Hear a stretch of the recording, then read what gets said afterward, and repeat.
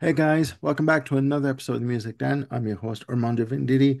Hoping you guys are having a good day. Ladies and gentlemen, we are back with part two of 10 albums that changed my life. Yes, we have corrected our technical issues and we are back to finish the episode. I have with me today my two cohorts, Jim Bricker. How's it going, Jim? I'm doing well, Armando. Happy to be back. Happy to have you back in the land of the living.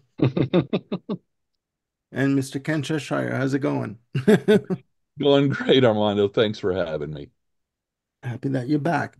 Ladies and gentlemen, this episode again, 10 albums that changed my life. We uh, finished part one at number five of our 10 albums. Sorry. So we will continue with number six. And as I see on my screen here, we're going to go with Jim to go first. All right, so my number six. So for those who tuned in to our previous exciting episode, uh, you'll And it was recall that exciting. it, it was something.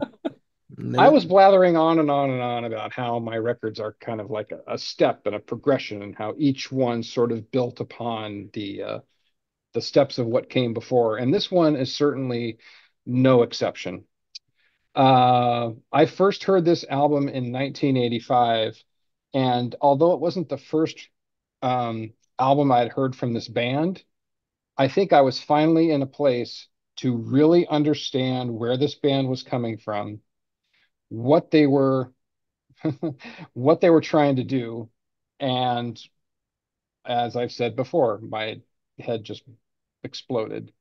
Just could not believe what I was listening to. Um, so this, I first heard this in 1985, and it is King Crimson's Discipline. Now I had heard Beat beforehand, but I really didn't get it. In fact, I heard Beat. I probably had it since like 1982 or 1983, on the recommendation from a friend. We were talking about he was a drummer, and we were talking about King Crimson. I saw it in his record collection, and I said, well, what would you recommend that I get between Discipline and Beat? And he's like, oh, Beat's really a lot better. I'm like, okay. And I just couldn't get my head around it. It was just so it was so just out of the stratosphere from what I normally listen to. I couldn't find any like point of reference that I could like sink my teeth into. It was just all, you know, polymeter and shifting time signatures, and you couldn't find the one if it was, nailed to your foot. At least I couldn't.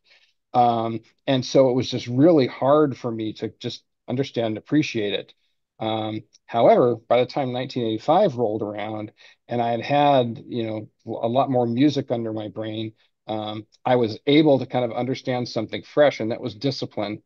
And frankly, I think Discipline is a better point of entry for someone who's new to King Crimson, because even as out there as Elephant Talk is, at least you can get your head around it. It's a lot easier to sort of sink your teeth into that than, say, Neil and Jack and Me, which starts off with these just weird interlocking guitars that don't even sound like they're in tune. But Elephant Talk is just, once you get past the weird bass opening, you think it's a bass, but of course it's a stick, and you know that now. But and it kind of gets into the just the main groove of the song. It's a very much more approachable.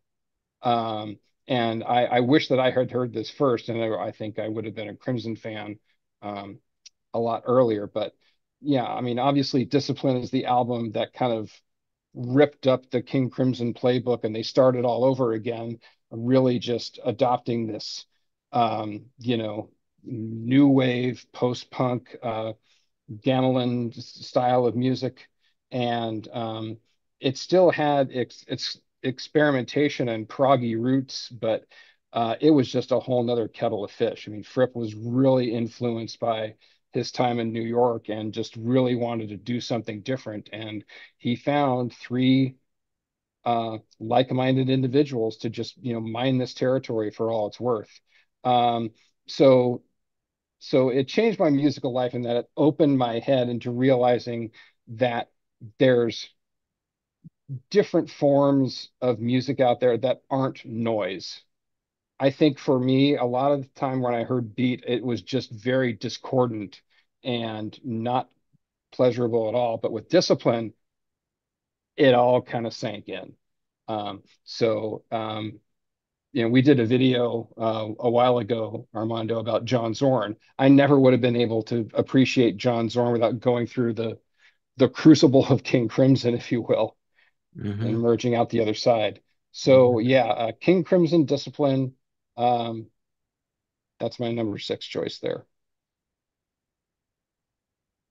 Interesting. Interesting. I've heard other people say that out of the three albums that came out, Discipline, Beat, Three of a Perfect Pair, that Discipline is the most accessible one of the three. Hmm. In for someone for a new fan as a gateway into King Crimson. I mean, this must have been what mark number 102 in terms of a lineup change in terms of what was going on with King Crimson. So yeah. Um Yeah, I think Three of a Perfect Pair is also a good entry, especially because you got one side that has songs that are a lot more poppy, and then it gets experimental as all get out on side two. mhm, Um, mhm. but either one, I think, either one of those two bookends is probably a better place to start than starting in the middle. And I'm not knocking, those songs off beat. I mean, Neil and Jack and Me and Waiting Man, um, Neurotica, they're all great songs. I just lacked the context to appreciate them at the time. So you were unfamiliar with the first album?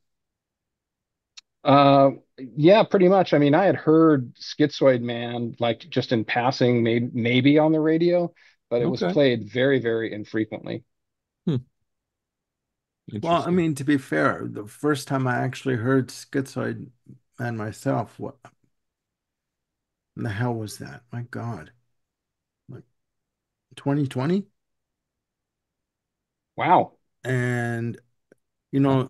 the first notes of the like of Schizoid Man, like with the horns and the guitars, that wall of sound was just like, look, what the hell is this? It's like I could not get into it. Like I could not.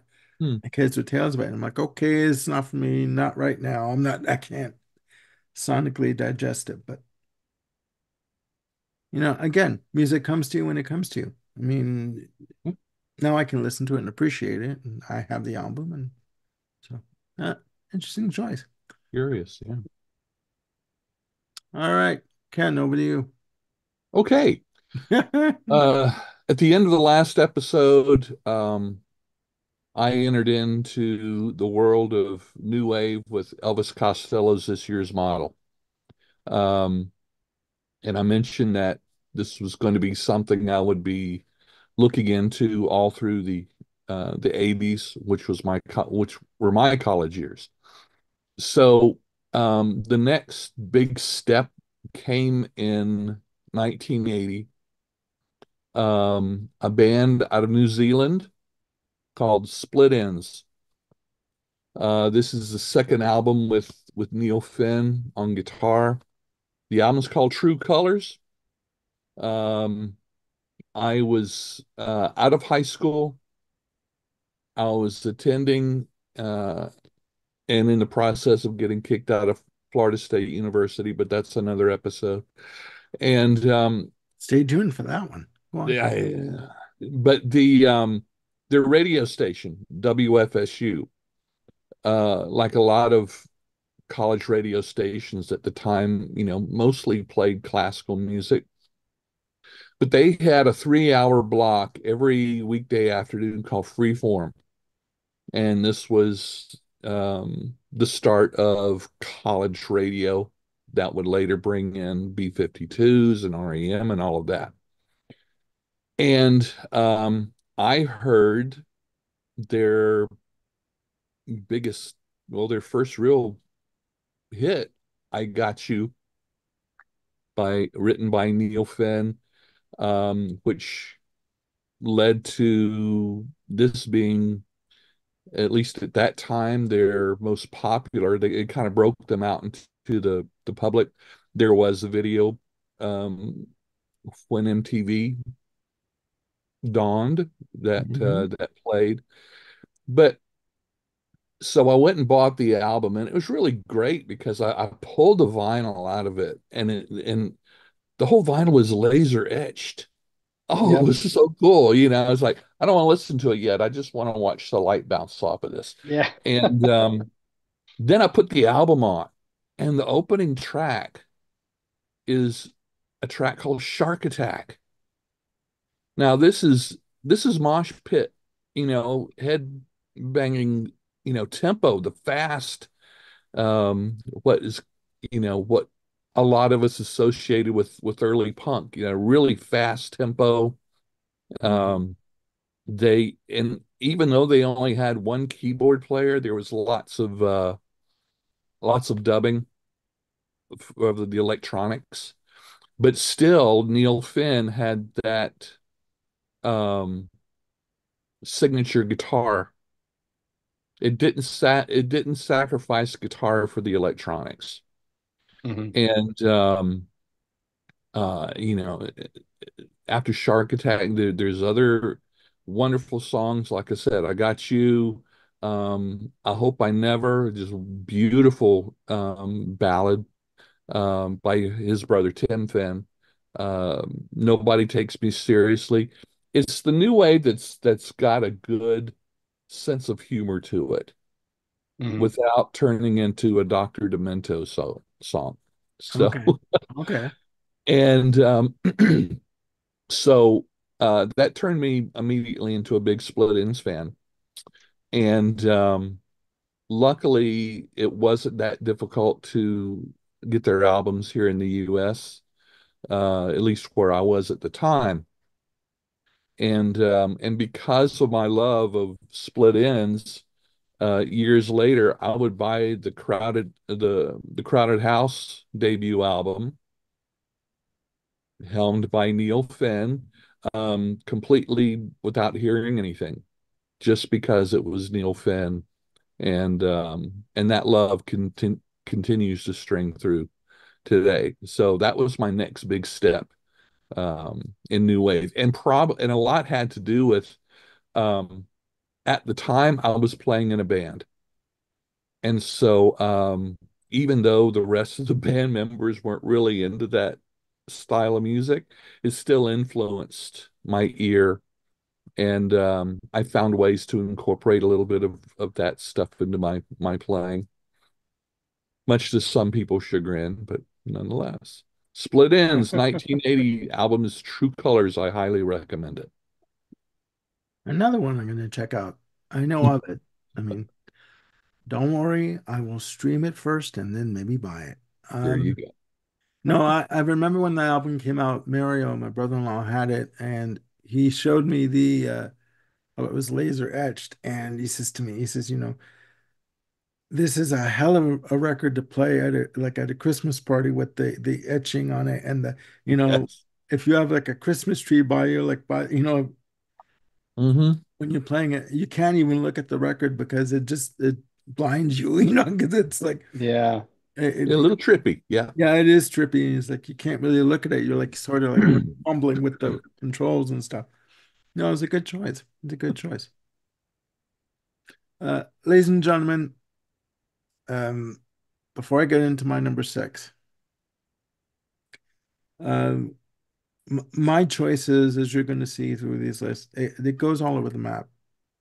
It wasn't for me, albums weren't really like a logical progression from one to the other. It's just I knew what I liked when I heard it. And we're talking as far back as 4 years old. So I mean, you'll see what I'm talking about with this list. My number six uh is an album that I discovered in 2022, actually.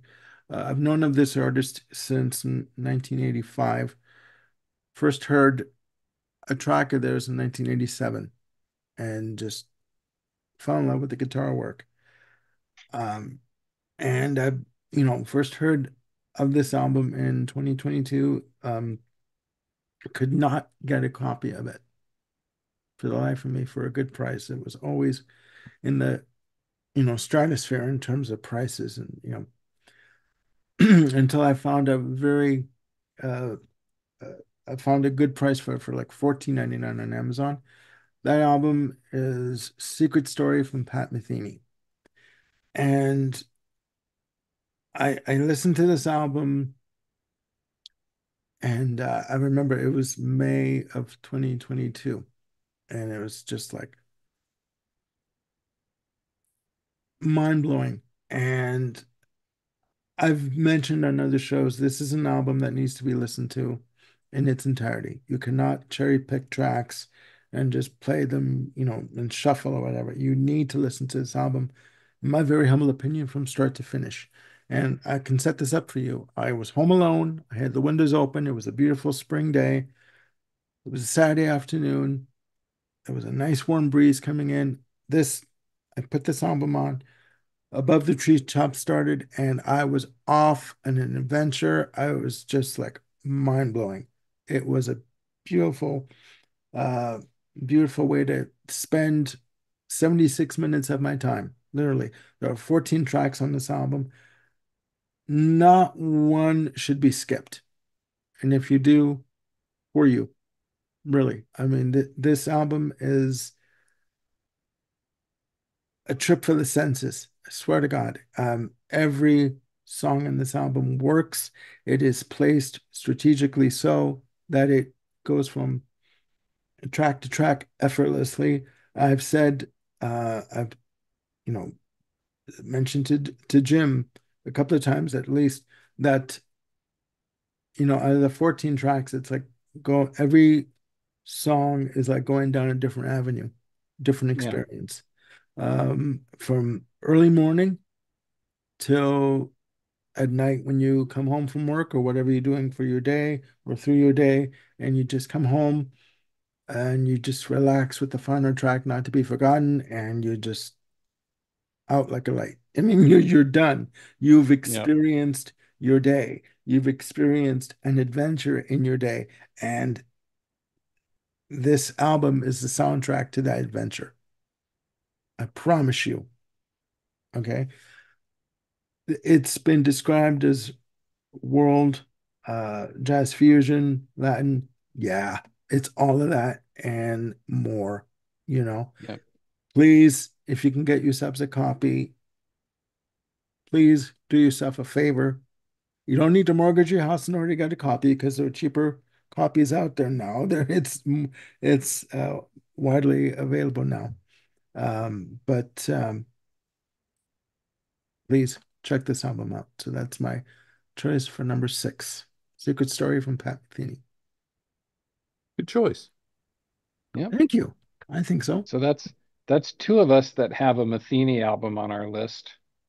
I Yeah. wonder if we're gonna hit the cycle, Mr. Cheshire. Okay. Well, we'll All see. right. We'll see.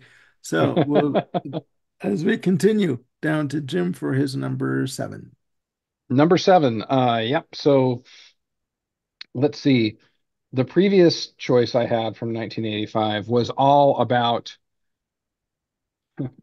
to to quote the Amadeus movie, too many notes. It was just a cacophony of just, shredding guitar and interlocked with the bass and the drums. And the King Crimson album was a revelation. This next album is about 180 degrees from that, just in terms of sparseness. So where the King Crimson album was just jam packed with information, this is just sparse. And where Crimson is hot, this is about as cool as it gets. Um, I first heard this album in 1985, and it is Miles Davis Kind of Blue. Um, yeah, maybe this is a cliche album to have on a list where things to say that you change your life, but I really don't know how else to describe this Nothing one. is a It's cliche. yeah, No, I'm serious. This is art. yeah. This is it was really, as life changing as an album can be for a person. This is about the epitome of it. It just really opened my mind more into the kind of the true world of the world of traditional jazz. How about that?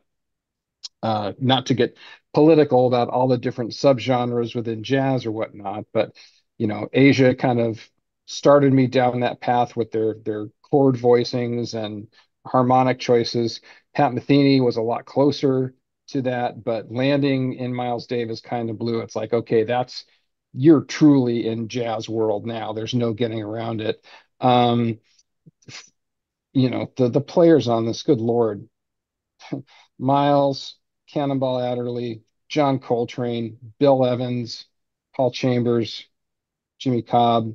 Oh, I mean, Christ. e- every one of these guys is just they were almost band leaders unto themselves, and they played with such sensitivity, that it just it's another one of those throwdown albums. And Miles has a whole career of those where he's like, I'm going to change the game here and here and here, and that's exactly what this was for being an album that's almost completely modal in its approach, where it's not following preset chord changes within a song.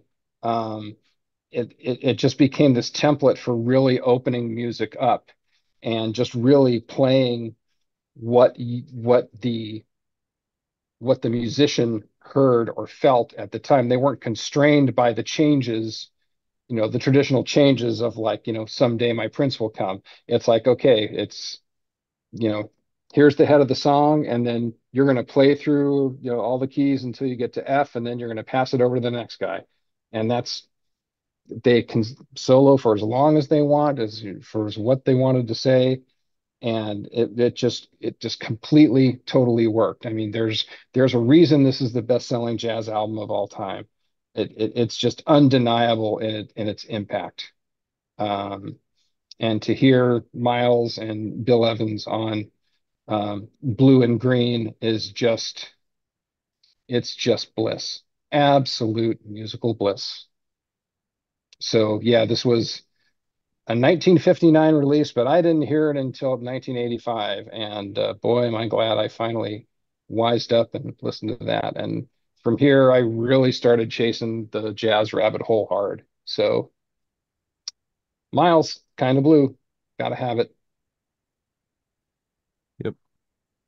Good choice. Yeah. Interesting. Yeah, once you go down the Miles rabbit hole, you're lucky if you get out. You can, because it's vast. Yeah. And true. Absolutely. All right. Ken, over to you. Okay. I'm going to jump ahead 2 more years to 1982.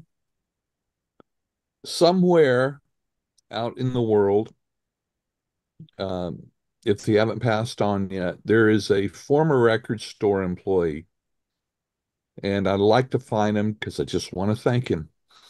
Um, I was just kind of killing some time looking through the stacks in the record store like we could do in the old days. And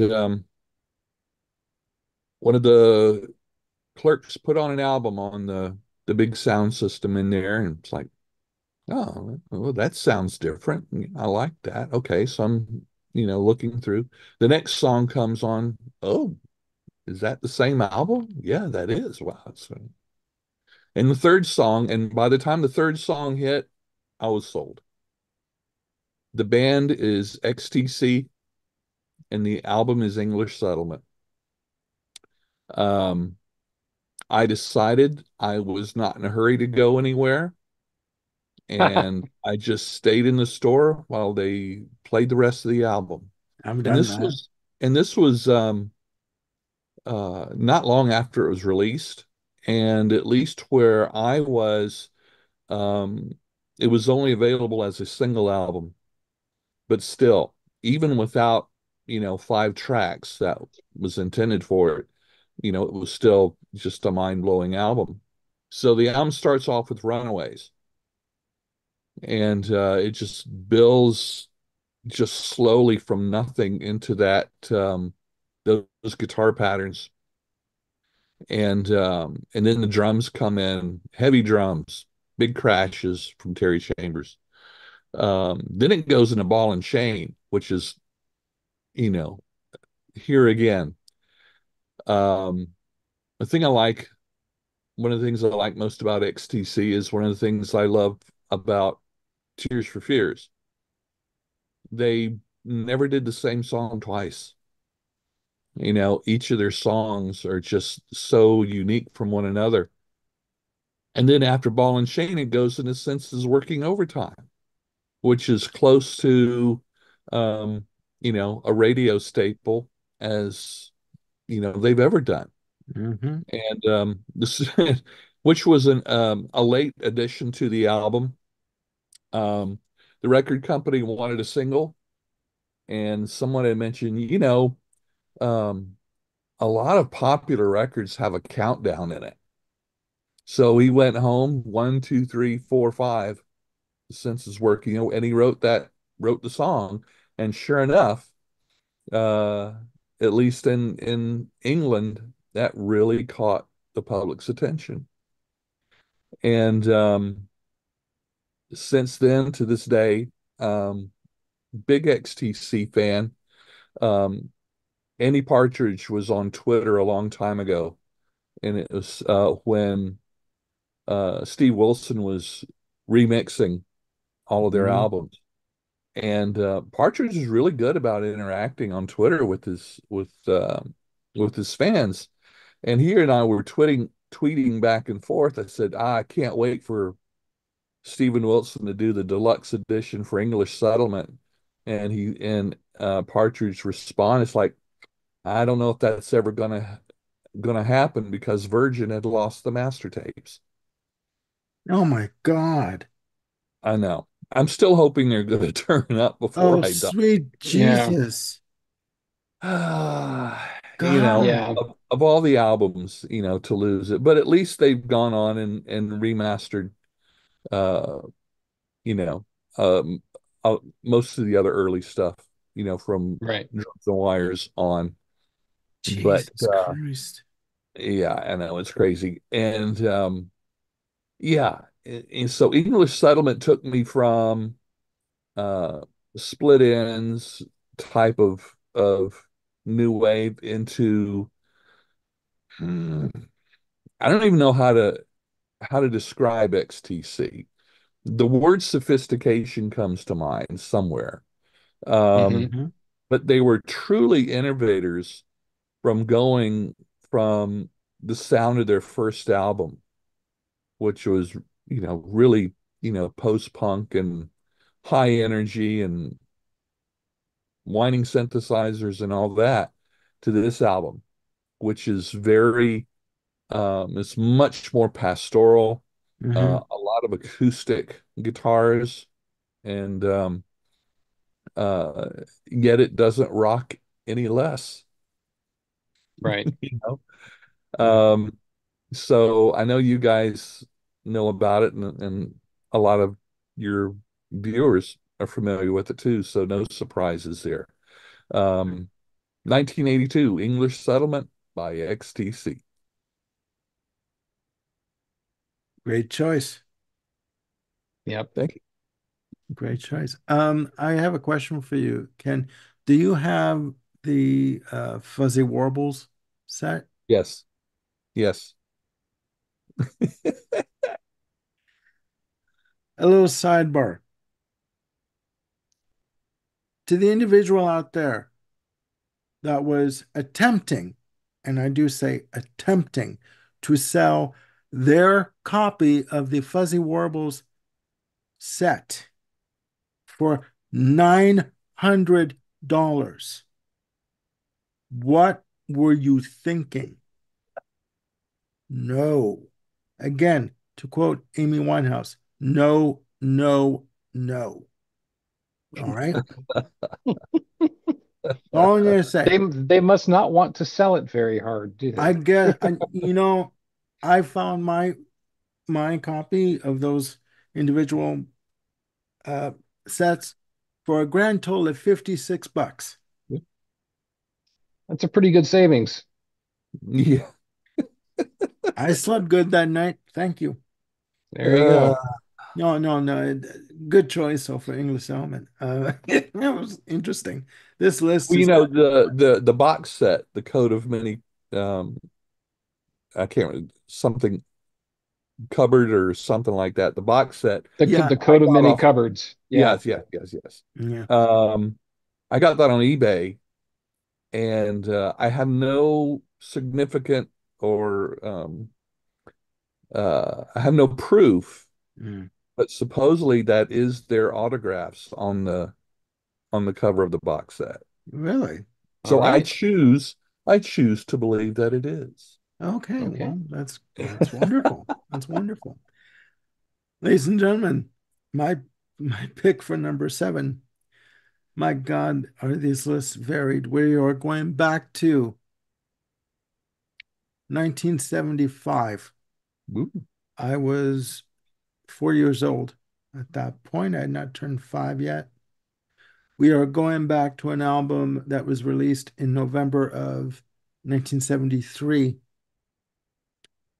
I'll say quickly the beauty of growing up with three older sisters means that there is a wealth of music that is being played and um, enjoyed. This album, very short album, 35 minutes and change, like 35 minutes, 30 seconds, 10 tracks. This is the sophomore self-titled release from Bette Midler. Told you it was going to be varied. Okay. Released on Atlantic Records. Produced by Barry Manilow and Arv. His name again escapes me. What, Um, R.F. Martin? yes, Arv Martin. Yes, thank Okay. you. Um, we had a neighbor that lived literally around the corner from us, the Mastrella family, and there were four sisters: Marisa, Angie, Patty, and Sylvia. And one day, Angie brought over a copy of this album, and because my sister Anna wanted to listen to it, while I'm sitting there on the veranda watching them with it, she puts this on. She put it on side two instead of side one. I always thought side one was I always thought side two was side one. On this album, you have songs from Hoagie Carmichael. You have, I can name off the songs. They're that good. One side is basically all torch songs and ballads. The other side, side two, is a runaway train of harmonies, uh, jazz, show tunes, pop. It starts off with Skylark, Hoagie Carmichael on side one. Beautiful. Her vocals on this are just exquisite, and it's just her and a piano accompaniment. Then it goes into Drinking Again, where it's basically a torch song, and she's singing about, being alone and never can find a man to be make her happy. Then it goes into, I guess you could call it more of the rock type of tracks called uh, breaking up somebody's home, where you've got, it's not very heavy, but it's, drums and horns, and she does a tour de force on the vocals. Then it goes into Sarah Baya Johnny, which is another torch song. Then she does a version of Bob Dylan's I Shall Be Released. Side two starts off with a track called Optimistic Voices, where her backup singers are doing the Munchkins uh, call from The Wizard of Oz, but they do in a very angelic kind of tone. And then it goes Okay. into Lullaby Broadway with stand-up bass slapping away, just beautiful, beautiful jazz. Amazing. Ben Miller does all the harmony vocals on this side of the album, just herself. Amazing, amazing. Then it goes into In the Mood. Like, oh, this is Broadway galore. Okay, this is then it goes into a bit of a 60s vibe with Uptown and Don't Say Nothing Bad About My Baby, and it goes into the Do Run Run. And it's, oh my God, it is sublime. It's like a mini medley in the middle of the album on side two. Then it goes into Twisted, which is fantastic lounge jazz. Oh my God. Joni Mitchell would do a version of Twisted on her album Court and Spark in 74. Just beautiful. And it's all Bette Midler doing all the harmonies again. Just amazing. Hmm. Then the final track is uh, Higher and Higher, Your Love Keeps Lifting Me, which people would know from Rita Coolidge doing a version of it. To me, this version of it is the quintessential definitive version of the track. It is simply amazing. It is beautiful. Even over Jackie Wilson's original. This is one I've heard, and I've only heard Okay. Jackie Wilson's once, but for me, at this like when I loved it, Yep. it was perfect, and it goes into different sections. It's just it starts off very quiet and very slow. It's sort of a ballad, and then it goes into a rockier section, just more up tempo. Percussion, drums, just beautiful. And Hmm. at the end of the song, they do it. There's a timpani part in this version, and she just wails. Her voice is at this point screaming. She's raspy, but she's just over the top with her vocal delivery. Sounds corny, guys. Like I said, my list goes all over the place. There's no rhyme or reason Hmm. to it. There's no deep seated reason as to why these albums I've picked so far. And Bette Midler is, proof of that. To a 4-year-old to listen to this album, it just blew me away. It just blew me away. I didn't get a copy of this on CD until 1996, and that was an import. Okay, because you couldn't get this album for some reason at one point. Hmm. 10 songs, again, 35 minutes, amazing, just beautiful vocals, beautiful arrangements. What Barry Manilow was able to do was to have the the essence of a live in studio recording done. Okay, just amazing. You really need to check it out. You can stream it on YouTube. Go right ahead. I mean, it's 35 minutes of your time. It is just beautiful. This is And pure it's vaudeville, pure vaudeville. Yeah. It really is. And I think you summed it up. This is a stage performance captured on vinyl. Are you familiar with the album? It's been a long time, but yeah, Words, again, I've been talking a lot. I apologize. Words, though, cannot express what I feel for this album. It is just, it's corny. Yes, it may not be everyone's cup of tea, but you cannot deny her vocal prowess and her ability to show emotion and just honesty in her vocal delivery. It is beautiful. It is simply beautiful. If you can nice. find it on YouTube, go right ahead. Go right ahead. There's a reason why she's called the Divine Miss M. Believe me. Believe me. Okay? Ugh, I get shivers now just thinking about it. Like, seriously, I do. Like, it's amazing. Amazing. And that is my cool. number seven. Very good. I just did a quick check because in my head, I had a picture of what the album cover was, and I just had to go and look and see. It's like, yep, it's that cartoon with the logo that goes all around the perimeter of the artwork, the line art. Yeah. Yeah. And she started walking away. Yeah, yeah, yeah, Yep. yeah. Beautiful. I'm sorry. That's all I can say. I mean, it's what it is. All right, we must carry on. I'll shut up for a few minutes and pass the mic down to Jim for his number eight. All right, number eight. Um, Number eight can be subtitled Jim's Further Explorations into the Jazz World. And this, I can specifically put this to the summer of 1986. My across the street neighbor from my parents' house had a huge record collection, all kinds of obscure folk and classical and jazz. And I got over there one day and talked with him about jazz stuff, and I was telling him what I was getting into, the fact that I was going to take like a jazz studies class at college the next semester. And he was asking me, well, have you heard this? Have you heard this? And he was showing me stuff. And one of the albums that he pulled out was called The Village Vanguard Sessions by Bill Evans. And I've said, oh, Bill Evans, I'm familiar with that name. He's on Miles Kind of Blue. He's like, yeah, but you need to hear this. Different.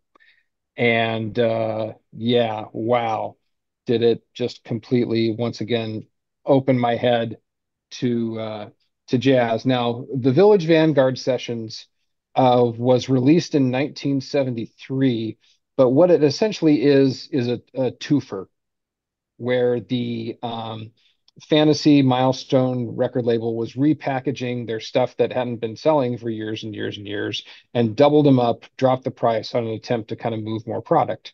So the Village Vanguard Sessions is basically um, Sunday at the Village Vanguard and Waltz for Debbie in one package. And yeah, can't think of 90 minutes of better music than that. Bill Evans, this is the classic sessions that yielded those albums. Bill Evans, Scott LaFaro on bass, Paul Motion on drums. Scott LaFaro, the bass player, was killed in a car accident not long after these sessions, and obviously, you know, a crime when anyone when dies. But this really robbed the jazz world of something that was just in its like very beginning forms, you know, much like people say, oh man, if Hendrix hadn't died at a certain time, what would he have done? Bill Evans trio was that in terms of how well they played together. There was almost like this telepathy going on with them where they each instinctively knew what the other was going to do, and they would be just ready with the right accent or counterpoint or, you know, rhythm or harmonic development based on what was going on from the other guy. And it just really was jazz playing at a whole nother level. um, and you know how it kind of changed my life is once again kind of solidified more of what jazz could do creatively. Certainly you can hear stuff on Kind of Blue that would go on to like influence Duane Allman and people like that in terms of how they approached their instrument. But what Village Vanguard really taught me was the importance of interplay with the musicians and feeding off of one another, active listening, playing as a cohesive unit to kind of move the music forward, as opposed to just saying, you play this, I'll play that, you play the other thing. It was really the development of the band as a unit kind of moving forward. And then from that, I was able to appreciate, you know, begin to appreciate other rock groups that would have that sort of approach Mhm. as well.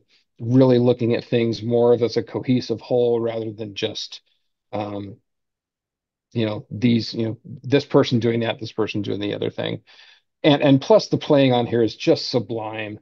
Um, so the album again was called The Village Vanguard Sessions. I just happened to take a quick look at Discogs to see, you know, what the Village Vanguard Sessions is going for. I don't know if this is indicative, but this guy has a mint condition version, which he's selling for $200. Now, there's no need to go there, but Why are you looking at if me when you, you say that? I mean, I, Gee, I wonder why. Yeah. yeah, you could go to Sunday at the Village Vanguard and Waltz for Debbie and get the exact same contents. Plus, they have the outtakes.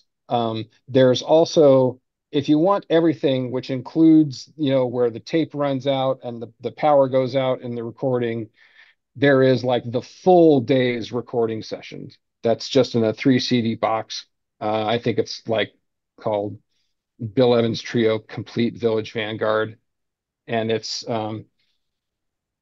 yeah, either if you buy that white box or buy the two different releases of Waltz for Debbie and Sunday at the Village Vanguard, it's the same stuff. And however you hear it, your your life will be changed musically because it's just such a rich and engaging album.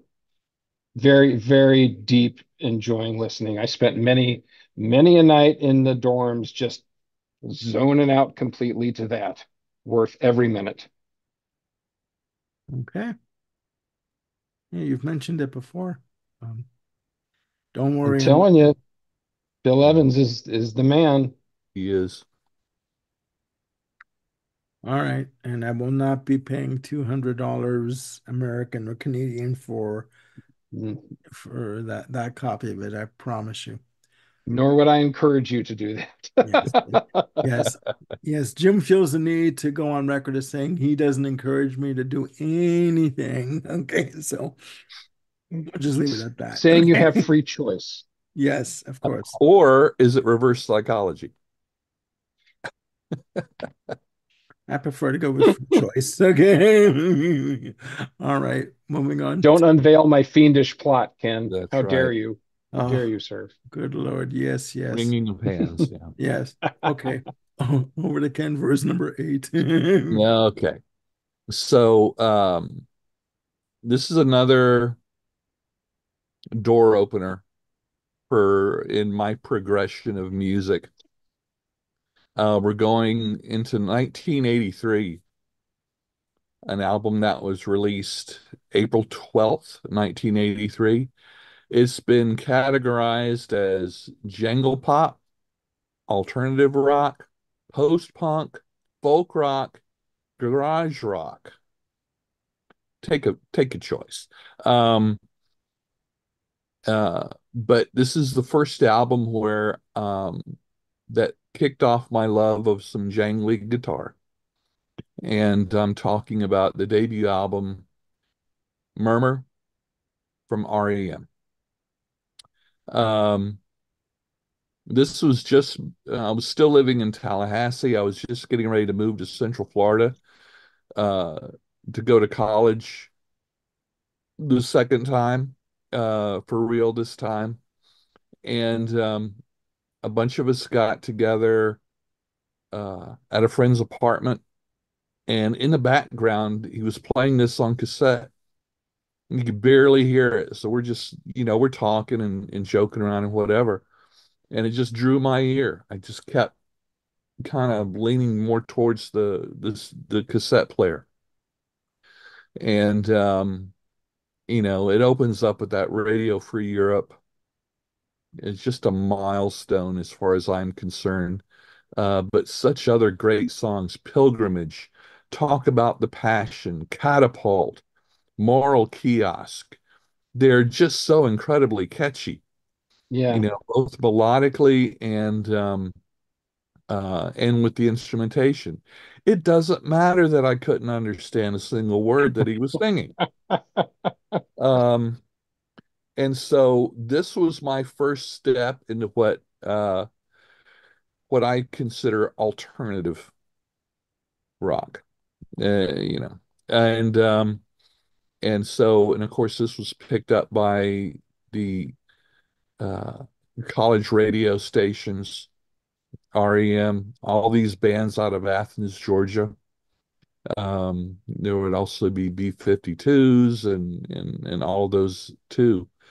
and just really captured um, my imagination in my ear. I hadn't heard anything else like it before. I got to see them live um, a couple of years later. Um, you know how you'll take a big civic center and arena and cut the floor in half, for a small group, Okay. and then put a bunch of folding chairs out there. I saw them in that type of venue before they got real popular. And I didn't, but I could have easily stood up from my folding chair and just walked up to the stage, and it was just phenomenal. It was absolutely a phenomenal concert. I saw them years later after they had broken big and were the MTV darlings, and they still played very well, but the audience was just, you could hear liquor bottles falling on the floor, and you know, people trying to talk louder than the band and whatever. That was abysmal. I'd like to have my money back from that because I it was just hard to get past all the other idiots. Yeah. But Yeah. that first one, oh man, it might as well have been in my backyard. It was so wonderful. Um, of course, this was when they were on IRS Records, which was which was started by Stuart Copeland's father, I believe, of the Police. And at that time there were a lot of soon to be um, new wave stars. Nick Lowe, Elvis Costello, all those guys. Ian Dury and the Blockheads, all of them are recording on IRS. Mhm. And to me, that is still my favorite era of REM, the Mhm. IRS years. Um, their last album, not as good as the others, but I'll You still mean stand. document? Yeah, I'll still Okay. stand up against a lot of other bands' best work. It's just not quite as good as the others, but it's still darn good. So Yeah. now I leave to go to Lakeland, Florida to go to college for serious with REM's Murmur under my arm and ready to impress upon a whole new group of new friends that I am the one in the music department that listens to weird music. I was okay Okay. with that. I was okay with it. Okay. Yeah. 1983, Murmur, REM. So I have a question. Yes, ma'am. Uh, would you have been as open to Murmur as you were had you not had the experience of English settlement under your belt? And the I only think, reason I ask that because there's a whole bunch of jangly guitars on English settlement. sure, sure. But not every song on English Settlement was Shangly, Right. like REM. I mean, that's just such a signature sound for those early years. I think Hmm. I would have because uh whereas XTC, like I said, the word sophisticated comes to mind as far as recording, as far as um, um, song composition and all of that. It was just Hmm. really kind of like what y'all were talking about on another video of songs from the Big Chair. It was a thinking man's Hmm. pop, so to speak Okay. of. I get it. I get it. REM was the band that could have come from your hometown, that you could have I you, get you that could have gone feeling. to high school with. Yeah, I get that feeling. And that was the whole feel of what Athens, Georgia was like at the time. The entire band over the last month, 4 or 6 weeks, all four original members got together and did some interviews, and they're all on YouTube. I recommend watching those interviews because they talked about what it was like in the early days, you Yeah. know, when you didn't have roadies. when you had a van and you packed your own stuff up and um, went to gigs, and there might be three people there, there might be 150 people there. You don't know till you got there. Yeah. And uh, uh, and I've got a first cousin that lives in Athens, and I've always been kind of envious. It's like, what was it like back then in '83? You know, Hmm. but Hmm. there it is. But yes, I would have. I think my ear would have still picked it up. Yeah. Okay. Yep. Oh, interesting. Interesting. Armando. Just have I have a quick question for Ken. Sorry, Jim. It's fine. Um, no, the first album I bought of REM, I think my only album of REM I have is Out of Time. The big Warner Brothers debut, how, and I've known of songs like The One I Love and Orange Crush and you know, how would you compare Murmur to Out of Time in terms of a I progression? think Out of Time is I think it's certainly more accessible to the general public at the time. Okay. The guitars aren't quite so jangly. Um, uh, More sleek? yeah, I think so. Okay. Yeah, I um, I tend to use in because it's just where my brain goes. Sometimes I'll say more produced, but sleek is a Hmm. very good way to put it. Okay. Okay. You know, I've talked about other bands on other videos that what I like about their early work is um, the rawness of the sound. Okay. Whether you want to call it not as sleek or rough or whatever, I don't know. It's Okay. more organic to me. Okay. Early in the early albums, are more organic. And there are songs from later albums that I do like, but there just isn't a particular album that I like all the way through, like I do the REM period. I mean the IRS period, Hmm. Hmm. Okay. especially Leaving New York. I love that song that Okay. they did much later. Okay. Interesting. All right, ladies and gentlemen, my pick for number 8. This is as far away from Bette Midler as you're ever gonna get. Mm. I discovered this album in 2021. It came out in 2014. This is from neo progressive band IQ, The Road of Bones. It's Uh, it's intense. my God. Um, Concept album um, about an individual who is a serial killer. And he talks about that he is a serial killer. And he knows what he's doing is wrong. He does not care.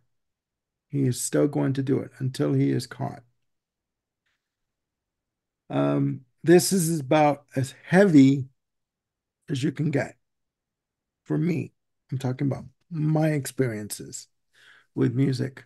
Um, there's a single disc and there's a deluxe disc, 2 disc version of this album.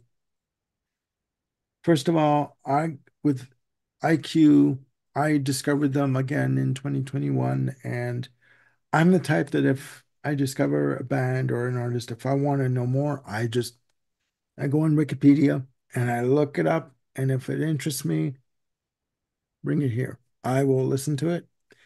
Musically, yes, it is heavy.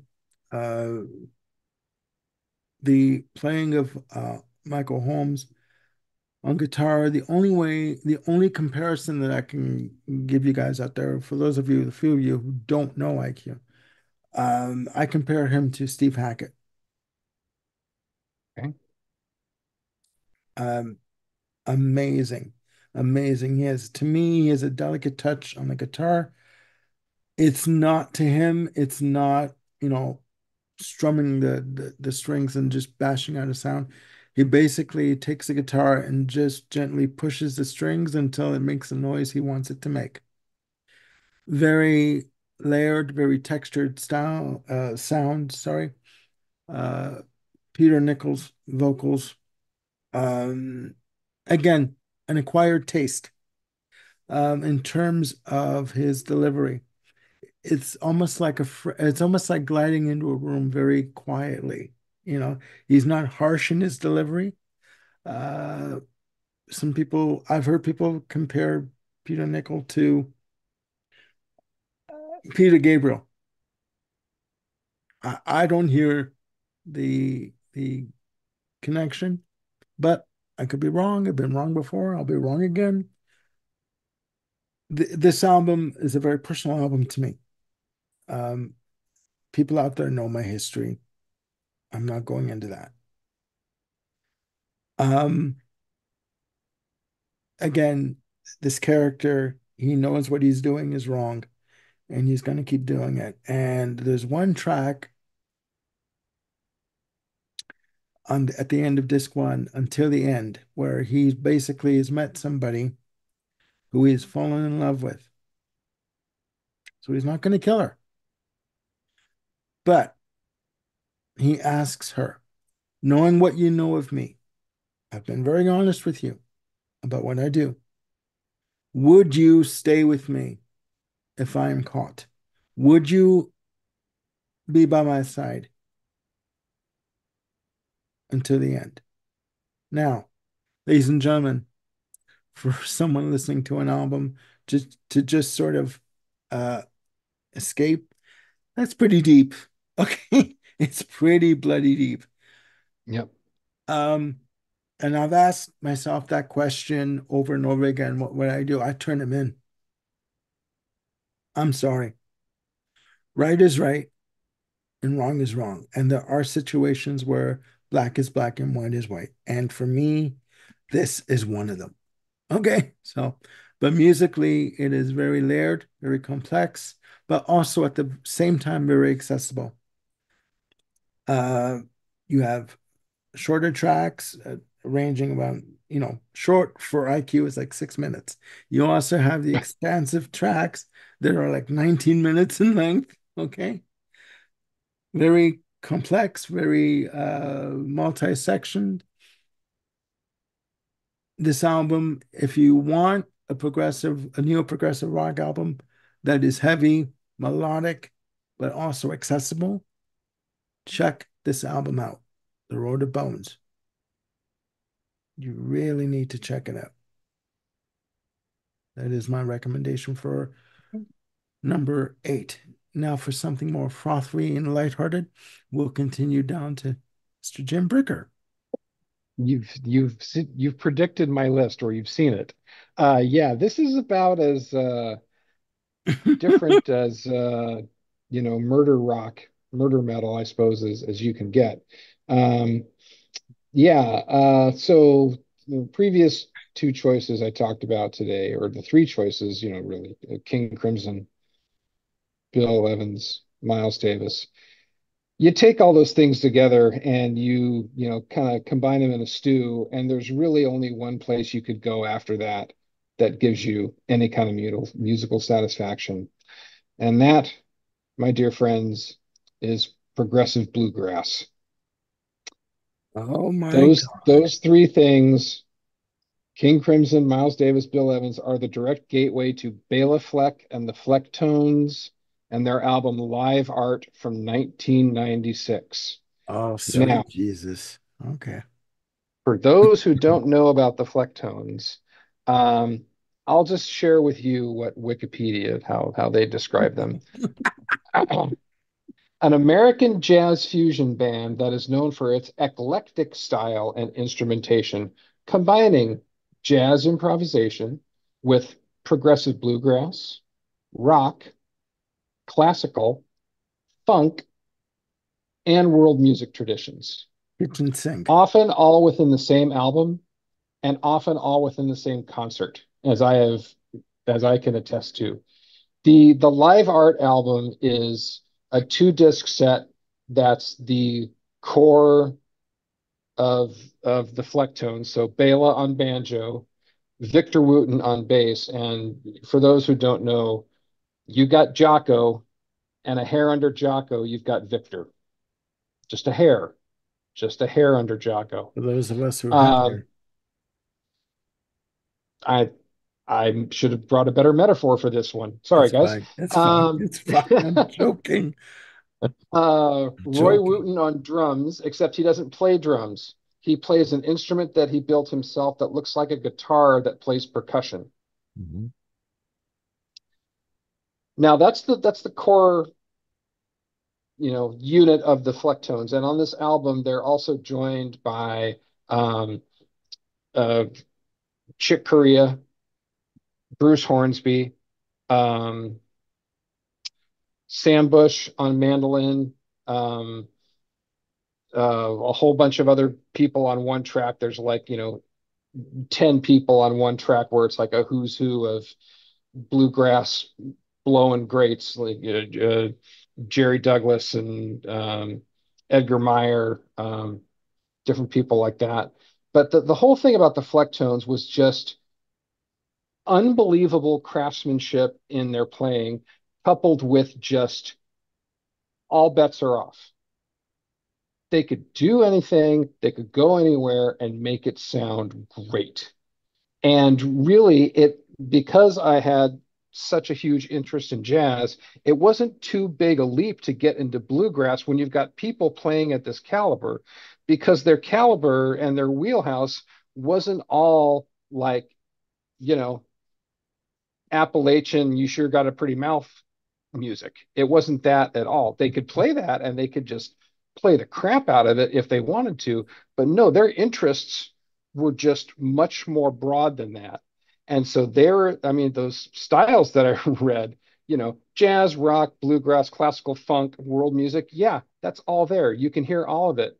And they pull it off. This double album live art really kind of again just set a new course for me in appreciating a genre of music that I hadn't really before because I had put it into a little ghetto.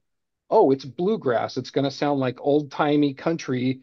And, who wants to hear that? You want to hear that with guys that play at this caliber. And, this was like Pandora's box opening. It's like, well, if you like hearing this guy, you should hear that. You think Sam Bush is great on mandolin. Wait till you hear Chris Thile. Wait till you hear um, all these other different musicians who leave my mind at the moment. I'm sorry, but It's fine. It's yeah, fine. the if you're a fan of jazz and you're not kind of stuck in I only listen to traditional jazz and anything after like 1963 is bogus. Um, Bela Fleck and the Flecktones live art is a next step for you to not only broaden, what your perspectives might be on jazz, but also just to find a whole new way to just really enjoy. And I mean, grin on your face, smile and laugh. And how can they do this enjoyment of music? It is utterly outstanding. And yeah, so I went from my music that changed my life jumped from 1986 with hearing Bill Evans to 1996 to hearing live art from a guy who was a bass fan and bass player. And he's like, "Oh, you got to hear this." And I'm like, "Bela Fleck, this isn't this guy like bluegrass?" He's like, "Shut up. You don't know anything. Listen to this." And I was put in my place. And wow, I am so glad that I took him up on that. Yeah, Bela Fleck and the Flecktones live art from 1996. Okay.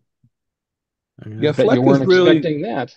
yeah, Fleck is really uh, highly admired by artists throughout all genres. I first heard Bela Fleck um, in 19, it was either the latter part of it, 83 or first part of 84. But I heard it in a music history class in college, which up until that point in the semester was talking about Beethoven and Mozart and Brahms and da da da da da. Yeah. And then all of these talks about Bela Fleck. And if you don't know, recognize the name, it kind of sounds like, okay, this guy must be a contemporary Hungarian classical performer or something. Hmm. And then he puts the record on, and it's like, to the point that there were some other students in my class that thought, well, he put on the wrong album. This isn't classical music. But his point was, um, where music can go, and being able to just master your instrument to the point that you can play different styles, different genres. And yeah, as unlikely it is as it was, that was my introduction to Bela Fleck. And still, he's got the bluegrass albums, but man, the whole concept of jazz banjo is just continues to blow my mind at 64 years old. It's fantastic. Yeah. Yeah, this is the first time I've heard the name Bela Fleck was from Jim. We talked about doing a show on Bela Fleck, New Music Discovery. So, yeah, I have to dive into this a little more and and see what I've been missing. So, As a matter Yep. of fact, just a few months ago, he released a new album where he covers George Gershwin's Rhapsody in Blue.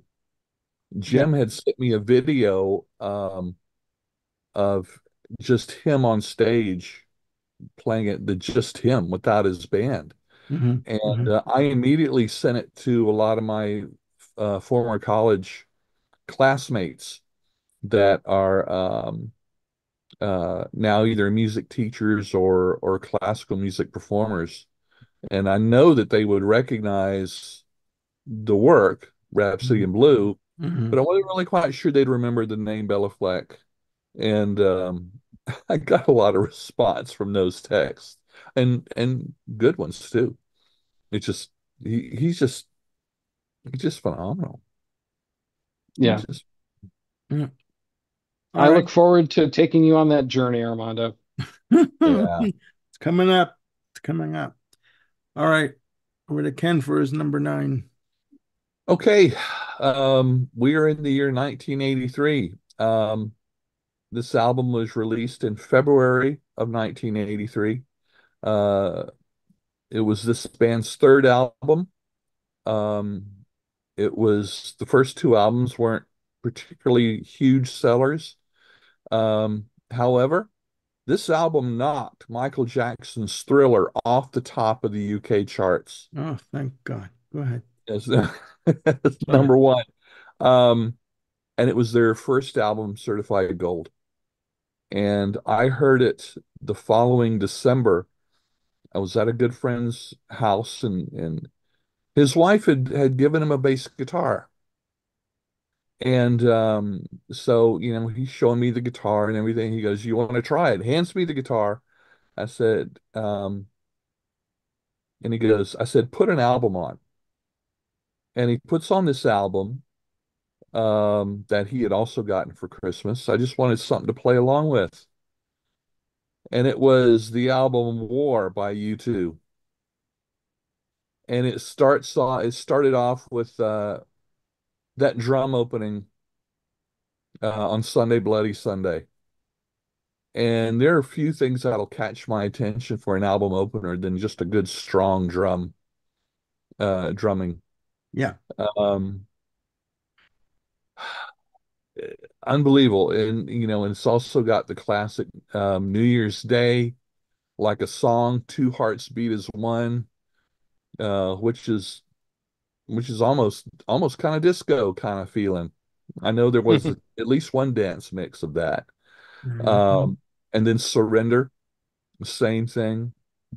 And I lost interest in the bass guitar pretty quick. And so it's like, wait, what album is this? And so we played the album straight through twice in a row. And after I left his house, I went by the record co-op and bought that plus the first two albums, Boy and October.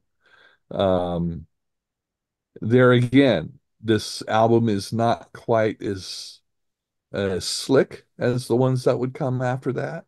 There is the incredible rawness, this live sound coming out of the studio that I just absolutely loved. And uh, probably one of the first bands to really draw my attention to producer Steve Lillywhite, in which would go on through the 80s to be one of my favorite record producers. And and you know, us music geeks, sometimes we will buy albums for the strangest reasons, and even buying it based on who produced the thing is enough to convince us, to go with it. But and like REM, um, I don't like their entire catalog. Their first five or six albums, and we've discussed this on another video. Yep. Through Joshua Tree, I do enjoy Achtung Baby, but at the time it was just played so much, Hmm. um, everywhere in the dorms, on the radio, whatever, that it just kind of wore out its welcome for me. War continues to be my pinnacle of U2 albums. Um, I don't tire of a single song on it. Hmm. Hmm. And that's 1983 and The Hill I Will Die On. Okay. With a Okay. big white flag put With a right on big the white, top of it. yeah. Hmm. Yep. And I saw them on this tour. They had just released the album. Um, uh, Me and some friends jumped in the back of a pickup truck and drove 500 miles to Jacksonville, Florida to see them play in a small city civic auditorium. And even though it was a small venue, Bono still climbed to the top of the speaker stacks with that white flag. I mean, it was a perfect concert, and not just that, but the opening band was The Alarm, and that is probably Ooh. the best matching of an opening artist and the main artist. It was it was Okay. it was just the perfect duo, All right. and The Alarm just blew my head off. I'd never heard of them before, so Okay. yeah, Yeah. 1983, Yeah. good year. No. Good album. No. Little footnote. I saw you two on the Pop Mart tour. I should say I heard them on the Pop Mart tour, where I was sitting. Um, a bunch of people stood up in front of me and I couldn't see the stage. Thank God nobody passed gas. Otherwise, that would have been a hell of an experience for me. Um, anyways, moving on. It's quite the experience, but yeah, it was a spectacle. Believe me, the huge lemon in the hole thing into the whole situation. Yeah, thank God no one passed gas.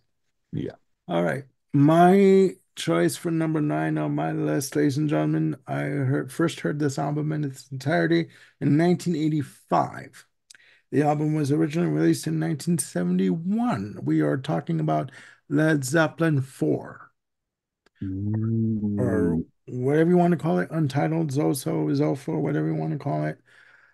I want to thank my ex-brother-in-law, Mario, rest in peace, who was a huge Zeppelin fan and gave me a copy of Houses of the Holy and Zeppelin 4. And I listened to this for the first time all the way through. And everyone talks about Stairway to Heaven ends up side one, mystical and all that, but the entire album is good. I could not believe what I was hearing.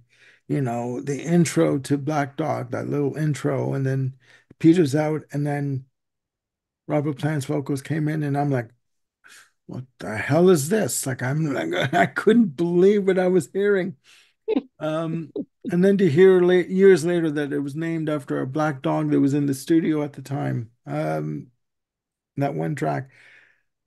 And then I gotta tell you, rock and roll did grow on me for a bit because what I considered the intricate drumming of John Bonham on Black Dog rock and roll seemed a bit tame to me because it was just straight, straight through, no changes on the drums or whatever and the time signature.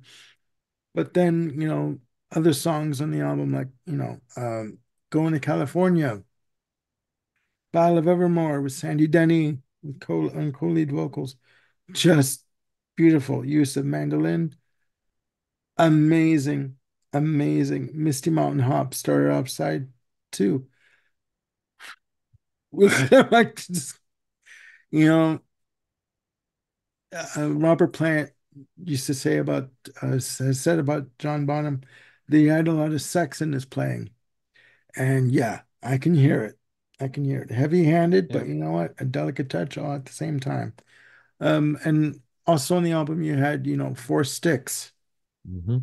I love Four Sticks. That is such a Just driving tune. Ooh, oh my God. And the fact that he played it with two sticks in each hand on the Hmm. drums, just amazing, amazing. And that, oh my God, I'm just floored just thinking about it right now. And you know, um, even like the last track on the album when the levee breaks, oh God. You know, Again, heavy-handed, but you know what? It works. Every track on this album works. And again, the fact that I had older family members and siblings around that would help me listen to stuff like this and get me into stuff like this. This is gold. You can't Hmm. buy these experiences. They just happen organically. And there was nothing like sitting around the stereo. Again, we still had that old, you know, home unit, with the sliding doors. And again, many an album was played on that unit. Oh yeah. And this was one of them. This was one of them. It's just amazing. And yes, we are probably due for another Zeppelin reissue campaign anytime soon. But if you can get yourselves a copy of this on vinyl, please do. All the mysticism, all the eclecticism, all the beauty is still on that vinyl album, and Yep. it will never go away. You know, so that's my choice for number 9 on my list. Zeppelin Epic. Yep. Epic. Poof, my God. Yeah. All right, down to Jim for his number 10. This is it. Um, so jumping all the way from 1996 to 2005. Um, and I'm trying to exactly remember how I was introduced to this artist. Um, and I think it was just coming from reading liner notes or things on the web, um, in listening to, um, probably Michael Hedges or some other guitarist. Name started popping up pretty frequently, and that name is John Fahey. Mm. And John Fahey, um, as I'd come to find out, was an American fingerstyle guitarist. Again, Wikipedia, thank you. And a composer who played the steel string acoustic guitar as a solo instrument, has often been described as the founder of a genre that's come to be described as American primitive guitar. And it's also very fair to state, now that I've had some time and distance, you could pretty much draw a through line from what John Fahey was doing to Windham Hill. And again, not the completely vacuous new agey kind of Windham Hill, but just real kind of deep acoustic playing that you can't call it classical, you can't really call it jazz, you can kind of call it folk, but it's got too much of this other stuff in it. Fahey is the guy that kind of lit that fire with the type of stuff that he played. And the first album that I picked up, and this again completely on a whim, um, was the release on CD of his album called America.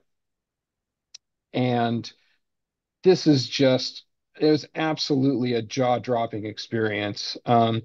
The original release of America, when it was recorded back in, oh, let me get the date here, 1971, was originally intended to be a double album.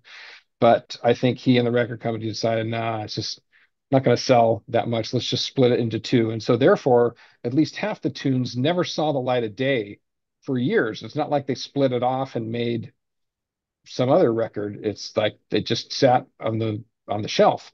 Mm. So the majority of these tunes finally came out with the CD issue of America in 1998.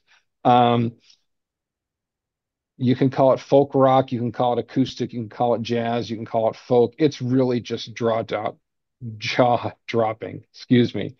Um, there, most of it is that steel string um, guitar, but there's the one tune, the title track called America, which is just him on a normal old nylon 12 string, and it is amazing to hear the shimmer that he gets on that guitar. Um, Again, this is just some really, really deep playing that, again, kind of working backwards, Bill Evans, Miles Davis. Um, I mean, that's all gateway stuff into this, into really hearing someone approach an instrument and use it to express things that you just didn't think that you would hear. Um, if if there's folks out there who are into the you know solo guitar field, where it be for jazz or folk or whatnot, and you have not heard of John Fahey, I really recommend this album as a great place to start from. His earlier recordings from the very early 60s probably lean more towards like all world, like old world American blues. And it's good, but I can get tired of that after a while, that style of playing. But with how he approaches his instrument here, it's just, I just can't get enough of it. And I guess, for me, it really opened my ears to the beauty that can come from just a solo performer. So whether that's from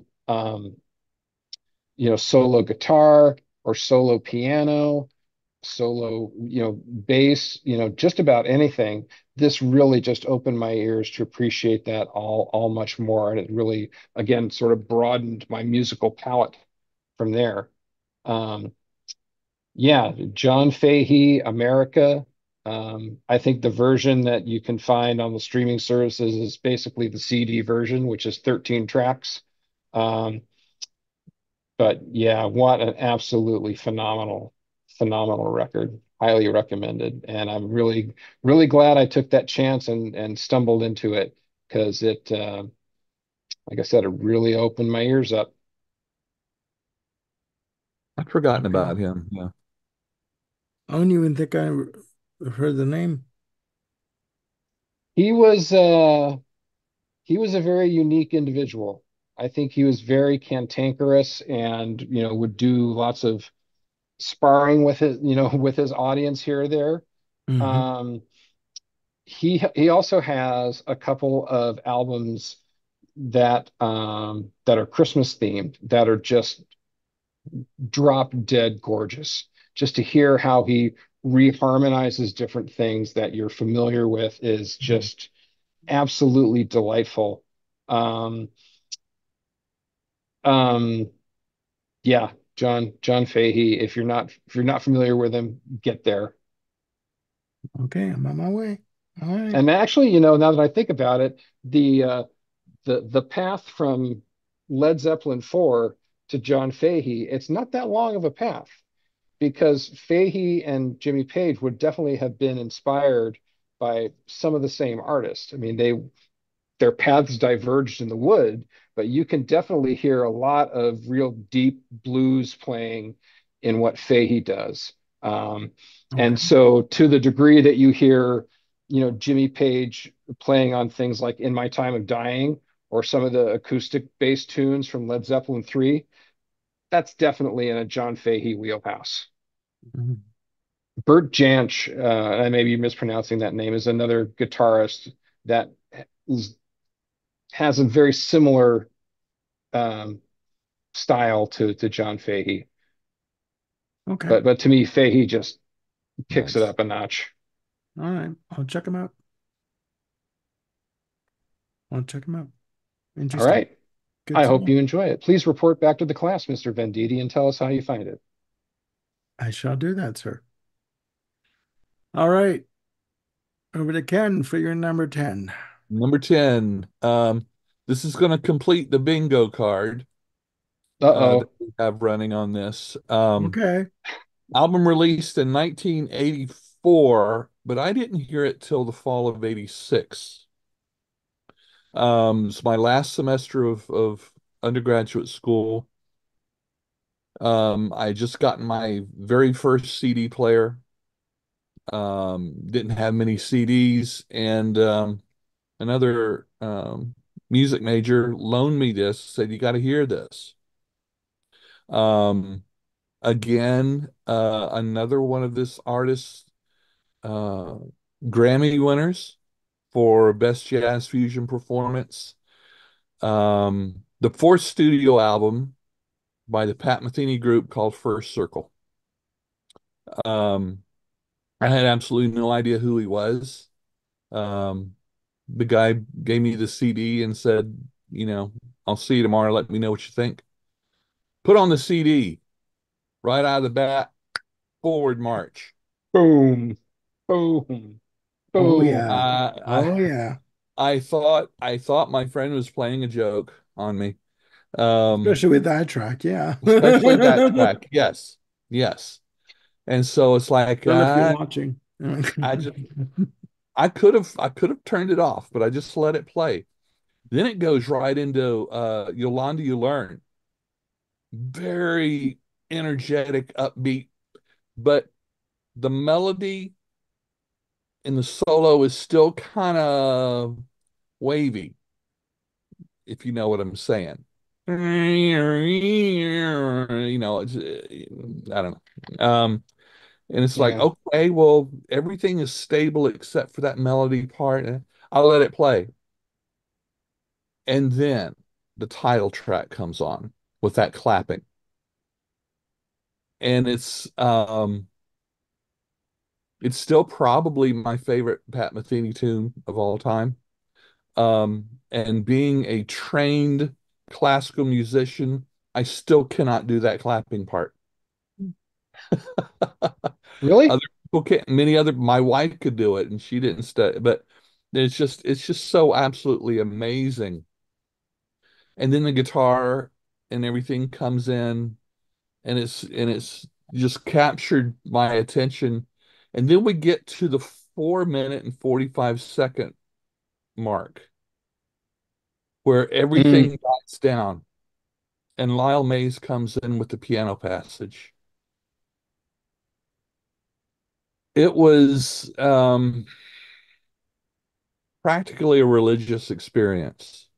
I mean, it was It's a lot to live up to. Jeez. just it just completely uh took me over. And I think before I listened to the rest of the CD, I played that track probably several times before I could move on. Um, and I'm very thankful that there are live videos of the band performing this because I am just enraptured watching, Lyle Mays on this song. Yeah. Um, I love Pat Metheny and to me still, um, the combination of Matheny and Mays is for me the jazz version of Lennon and McCartney, except they actually did, write stuff together, even though there were parts of a song that were specifically one or the other. Hmm. Um, and This was my first real venture into jazz fusion as far as entire albums and specific artists. There was a radio station um, in Central Florida that played what they called smooth jazz, which was great. But but this is when I started to become a real fan of jazz fusion, and it set me on a whole new rabbit hole, Hmm. and one that I still love, and I love the albums that y'all have brought to the table in this series, and but this one holds a special place in my heart just because it was um, they were my first. This was my first. Hmm. First Circle, 1984 by Pat Metheny Group. Finishes that bingo card, guys. 3 for 3. Nice. Yeah. I gotta say that a couple of things. Even though I first heard Matheny through the Travels album, picked that up, I didn't get the chance to see him live until the First Circle tour.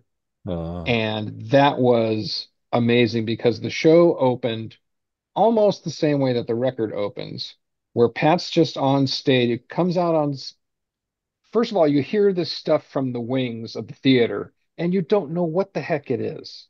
Hmm. You just don't know. And then he starts sauntering onto the stage slowly, just going ape on his synclavier guitar, making all kinds of weird noises. And at some point, he reaches some, crescendo and, bends the note way up. And then, when it comes down, then from the very back of the theater, you hear boom, boom. And the four other members of the Pat Metheny group come walking down the aisles, doing this crazy, demented marching band, high school gone horribly awry tune, Hmm. with one guy on bass drum, one on the little glockenspiel, Lyle Mays playing trumpet, and, someone else, like Pedro Aznar, I think, doing the crash cymbals or whatever. And it was just, and they get up there, they tear through, they're done. They throw their stuff down, ladies and gentlemen, Pat Metheny group, and they launch into phase dance. And, like I was talking about in the Tears for Fears episode, that's another, concert beginning that just is branded into my skull and will never Yeah. leave. It's Hmm. so fantastic. And Hmm. the last comment I'll make, and then I'll let you talk because it is your show, Armando. We're just, along for the ride. Um, Sure you are. Go on. um, Go on. for what it's worth, uh, the First Circle is my absolute greatest, most favorite piece of music, any genre of all time. To me, nothing will top it. As much as I love Steely Dan, as much as I love the Beatles, as much as I love Bill Evans and Miles, First Circle is the one to top. Yeah. No, it's a good album. And I want to thank you for introducing me to that album when we were doing our Pat Metheny. Yeah.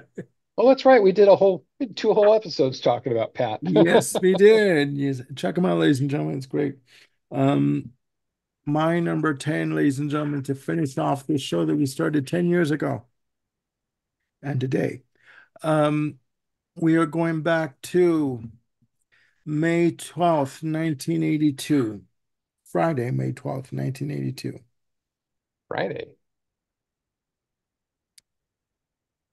That was when I discovered this album on cassette. This album came out October of 1981. This is the one and only compilation album that is on my list. And my dogs are going ballistic because Bob is home. Um, this is Queen Greatest Hits. No.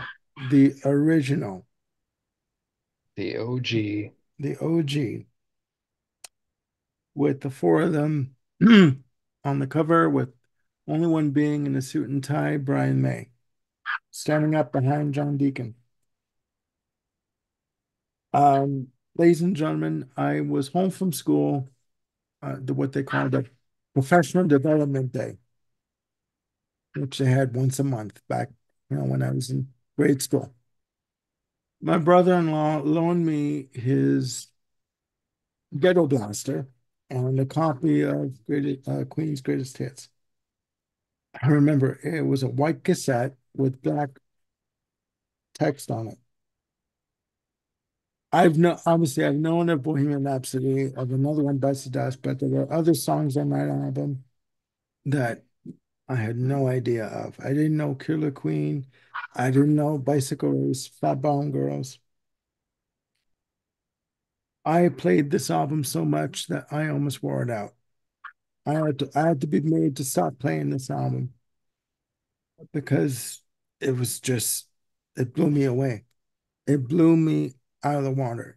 Um, Side one you had another one bites the dust, Bohemian Rhapsody, Crazy Little Thing Called Love, Killer Queen, Bicycle Race, Fat Bomb Girls, or reverse, Fat Bomb Girls, Bicycle Race, and the new single at the time, Under Pressure, which was only available on the North American edition of the album.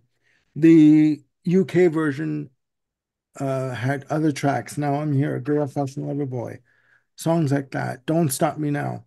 Side two of the North American version. We Will Rock You. We Are the Champions. Flash. Somebody to Love. You're My Best Friend. Keep Yourself Alive, which to me was brand new at the time. And it ended with Play the Game.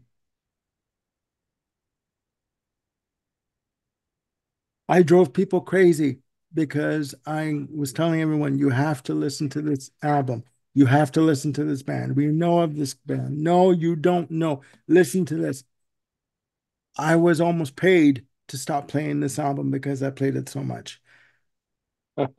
After getting the greatest hits, I dove into the Queen catalog. And at the time, that very day that I started listening to the greatest hits, Mario came over on a lunch break, because he worked in retail at the time. He brought in his copy of Hot Space, took the cassette out of the player, put it in Hot Space. I remember because that cassette it was a white cassette with blue text. I listened to Hot Space. I'm like, what is this shit? What is this? Even I knew this wasn't what I eventually got into it slowly, but even then I knew it wasn't the same as what I was listening to on the greatest hits. That set me on a path of listening to this band for the next umpteenth years. I will die loving this band. To me, Queen are a unique group that, although they were successful in the US up until 1982, I truly believe that they did not get their full recognition that they so richly deserved. Okay. Shortly after that, Elektra stopped pressing the albums on vinyl because they signed with Capitol, and a record company can make or break your career whether or not you sign to them, because they can stop distribution of your albums domestically or internationally, and you have to scrounge to find what you want to listen to. I dove headfirst into this band and I've never regretted it. I drowned in the lake of Queen and I loved it. And I'm still loving it. And I always find something new to discover whenever I listen to an album. I don't care what it is. I at one point found a copy of the greatest hits poster at a store called Monster Records in Toronto on Yonge Street. This was hanging on this guy's wall. His name is Roger, the owner of the store. He had this poster hanging up in his store for like 3 months. Finally, I walked in one day. I said, when are you going to sell me that? He says, $20, it's yours. This poster is the original Elektra Records uh, promo copy. I took that poster for 20 bucks. I brought it to Edmonton when I moved months later, and I had it framed. The poster itself is 3.5 by 3.5. It's huge. Okay. They will never leave my DNA. I will listen to different genres. And I thank the gentleman on this panel for helping me discover some new genres and some new albums. But Queen will never leave my DNA. That is my number 10. Queen Greatest Hits, the North American version. And to me, it was a gateway into a world that, although at the time it was unpopular to like Queen, I took a lot of shit from people because at the time they were out of favor. I didn't care. I did not care. I jumped in there and I never came out of that lake. And I'm all the better for it. Nice. So Yeah. there's my how do you put that? My theatrical description of my love for the greatest hits of Queen. Um, The Queen Screed. yes, yes, yes. Um, I don't know. There was just something about that album. 14 tracks in total, 13 hits, one new release, single being Under Pressure, which ended off side one. It was Yep. like nothing I'd ever heard before. The Yep. vocals, the harmony, the guitar, the production, nothing compared to it. And I've never regretted it, obviously. There you go. Yeah, it's I had that one as a youngster. Yep. Yeah, yeah. Now for the proverbial cigarette. After talking about that. So there you have it, ladies and gentlemen. 10 albums that changed my life. Okay, please In put my down, life there you go. Please put down in the and Ken's life comments. too. Yeah, I'm just there going to you keep go. interrupting you, Armand. Take two. Okay. 10 albums that changed our lives. Okay, how's that? Um, Please put down in the comments below albums that you've heard that had the same effect on you. Could be one, could be two, could be 10. Again, we would love to get a dialogue going about our choices and about our episodes. There are no right or wrong answers. It could be anything. I mean, if I can talk about an album by Midler that I heard when I was 4 years old and it still has an effect on me, you can talk about any type of music. It does not matter, any genre, even a kid's album. It doesn't matter. So I want to thank Ken and Jim for joining me on another adventure. And Yeah. we will be back with another episode. Please stay tuned. All right. Look after yourselves and one another. And click like and subscribe and hit the notification bell to keep yourselves on top of any new content that I've got coming up. There are a lot of episodes coming up in the can that I'm working on with these two individuals, along with Bill Schuster. And we'll bring them to you as soon as we can. All right. Take care, and we'll see you soon. Bye for now.